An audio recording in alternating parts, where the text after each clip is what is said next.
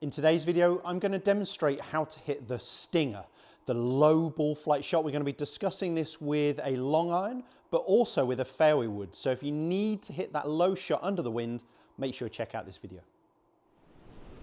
So that fairway bunker you see out there is at 200 yards, which is very much in play with the club that I've got in normal conditions, but we've got a 20-mile-an-hour wind into our face that I need to keep the ball flight under.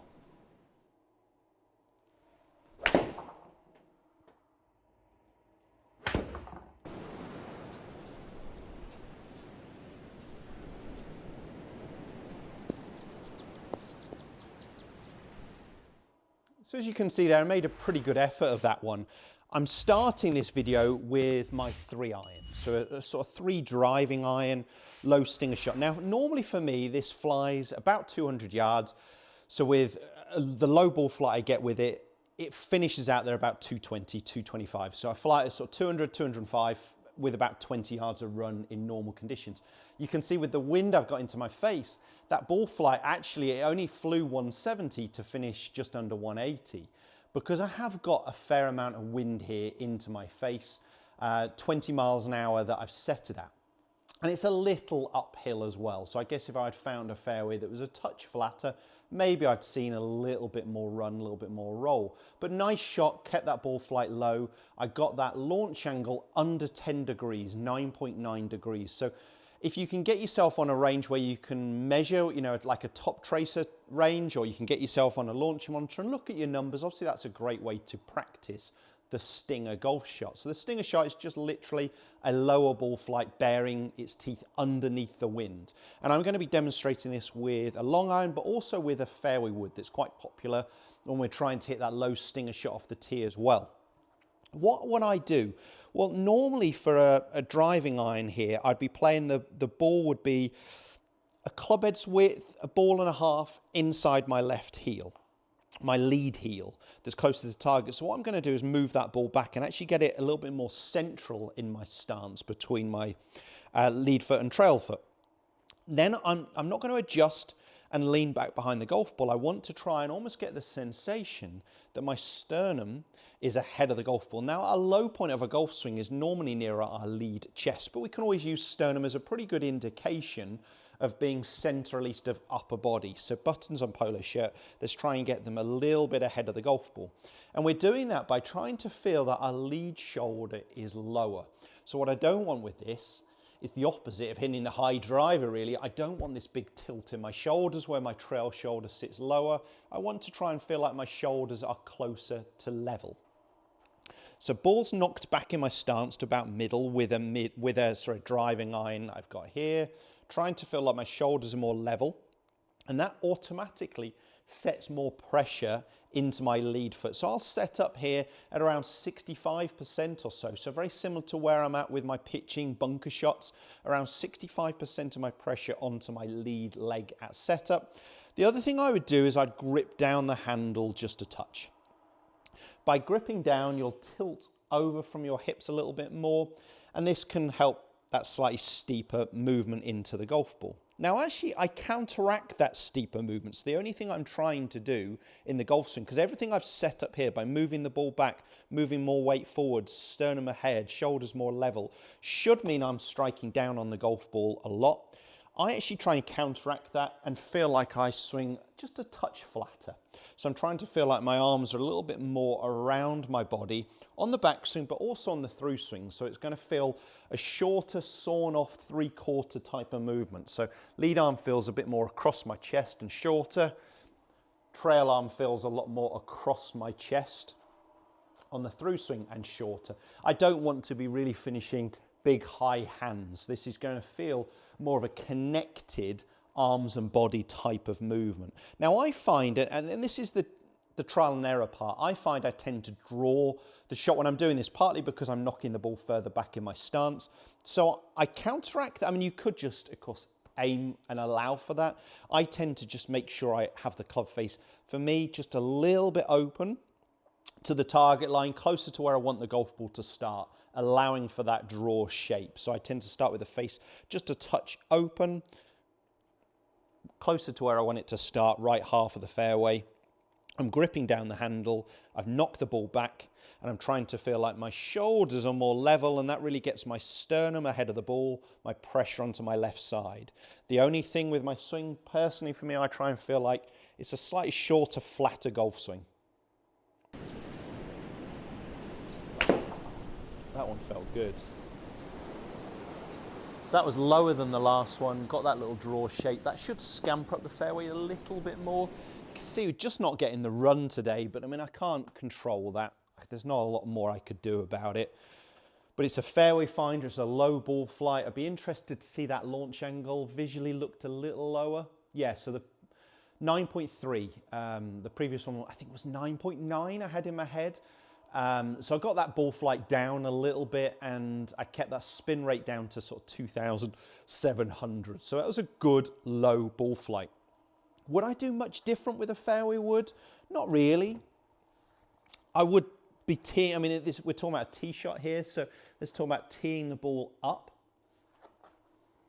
So I'm not going to tee it particularly high when I'm trying to hit the stinger shot. So I've got that ball a little lower than I would normally get it, but I'd still do a lot of similar things here.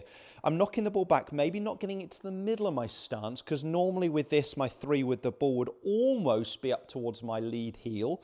I'm going to definitely knock it back in my stance, so it's a good club head's width, a good 3 or so inches further back in my stance than I normally would. I'd still grip low, I'd still try and feel my shoulders more level, and the swing feel again would be this flatter swing. Now this may bring into play that fairway bunker. This potentially isn't the right club, but I'm just going to demonstrate it anyway. See if I can still keep that ball flight down with the longer club. Now, why do we see the stinger shot perhaps more with a fairway wood? Because Tiger Woods are so good at it and everybody loved that.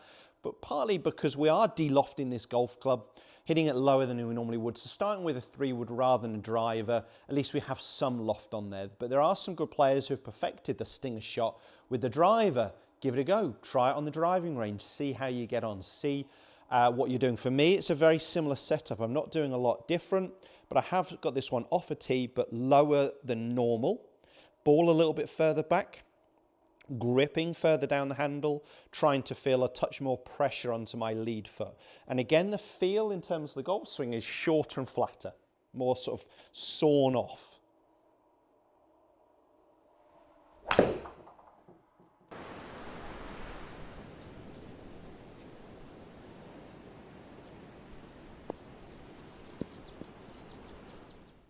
So more of a draw shape there with my fairway wood.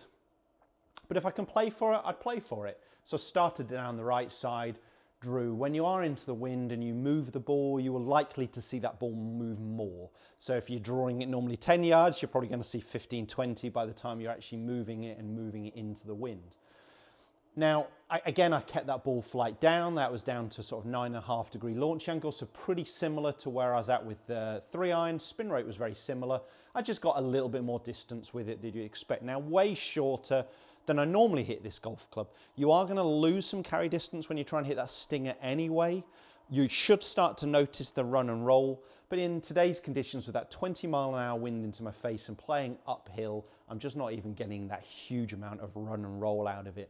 But keeping out the wind is definitely going to help. Now, the reason I filmed this video, it was a request. Someone asked me about a stinger video, and I just thought I'd film it and not only mention the long iron, but into the fairway wood. The other bit I just wanted to touch on here is how do we know how much the wind's going to affect it? Now, rather than bore you with it now, I have filmed a video talking about into the wind and downwind, and I will put the links just here. They're well worth checking out. Simple calculations the majority of tour players use to start to work out how much distance they're going to gain or lose. On this case, obviously losing distance. And it's a lot more than you think. So 20 mile an hour is 20% longer, and that makes a big, big difference. Most golfers are only up in their club by 1. I think you'd find this is going to be a huge change for you to start to allow the right club. I wanted to finish with an exercise you could do to help you feel this movement in terms of the wrists, because golfers who have that club face open, which is a very common fault, will struggle to hit the low stinger shot. The only way they're going to hit it low is wrapping the right arm for a right-handed golfer, their trail arm over the left. And yes, they'd hit it low, but they'd hit everything low and miles left to target for a right-handed golfer. So big sort of pull hooks. What we've got to get the sensation of is that my trail hands, that is my right hand, is pointing a little bit more down towards the ground, a little bit more on top of the golf club. So I often get golfers to open up their trail hands so their palm is pointing towards the target. And I just want you to feel like there's a little bit more downward pressure with that trail palm. And that really helps me close that club face down, but also make sure that my handle keeps moving. So my hands are slightly ahead of the golf club. What we don't want to see is this, of course, when we're trying to hit a low shot. Well, anyone who's struggling with an open face, you will start to see this. So get that club face almost turned down a little early with that trail palm pointing down, and then get that sensation that actually the handle keeps moving. So the handle is beating the golf club to the golf ball. Is a great sensation when you're trying to hit low punch shots, low shots under trees, anything along those lines, even if you're just working on impact because you struggle with an open club face. So that sensation of the trail hand a little bit more on top, pointing more downwards into impact. You can see there visually is giving me a lot more shaft lean, a very different position into impact. So I could focus on trail wrist, I could focus on lead. I quite like the sensation of that palm pointing down, which obviously affects the lead wrist. So it gets that lead wrist into more of a bowed position rather than this way into an extended position. Give it a go. Let me know how you get on.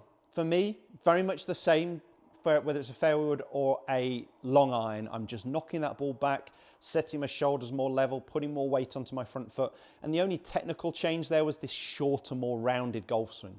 Learn what shot you hit and then play for that. So I know that the majority of times I'm going to draw the ball when I'm trying to do this. So I allow for it when I need to by aiming down that right side, maybe opening the club face to make sure that I start the ball to the right of the target. If the video has helped, put the thumbs up. Share with as many golfers as you can. Drop some comments below. It's great to hear from you guys, any videos you'd like me to help with. And right now, YouTube are suggesting the next video that's relevant for you from me, and it's just here.